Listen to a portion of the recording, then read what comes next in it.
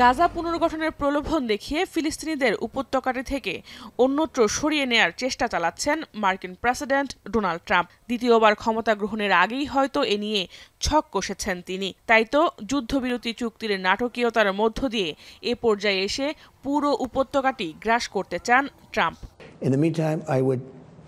সোমবার মার্কিন সংবাদ মাধ্যম ফক্স নিউজকে দিয়ে এক সাক্ষাৎকারে ট্রাম্প বলেন, ফিলিস্তিনিদের সাময়িকভাবে গাজা ছাড়তে বলা হয়েছে, আর তার এই পরিকল্পনার আওতায় ফিলিস্তিনিদের গাজায় থাকার কোনো অধিকার নেই। For the 1.9 million people, we'll build beautiful communities, safe communities. Could be 5, 6, could be 2, but we'll build safe communities a little bit away from where they are, where all of this danger is. In the meantime, I would own this. Thank you.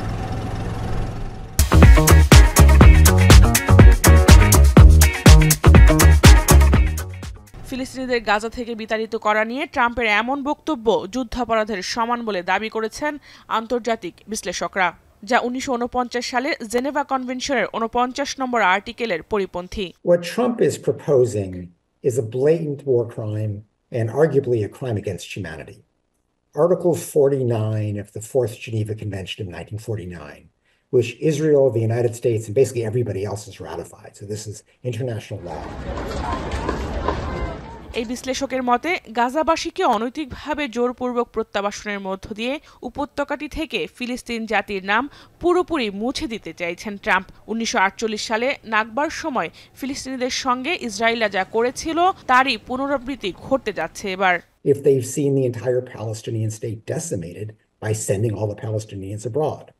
So Trump's desire to be a master dealmaker is working at odds with this endorsement of the Israeli far-right proposal to solve the Israeli-Palestinian conflict. আসলে ফিলিস্তিনিদের নিয়ে কি করতে চান Trump তা বোঝা মুশকিল। প্রায় প্রতিদিনই উপত্যকাটি নিয়ে নতুন নতুন ঘোষণা দিচ্ছেন তিনি। এমনকি ট্রাম্পের এসব ঘোষণা স্রেফ কোনো কৌশল কিনা তা নিয়েও প্রশ্ন দেখা দিয়েছে নানা মহলে। জাহানারা ভুঁইয়া, এখন বিশ্ব।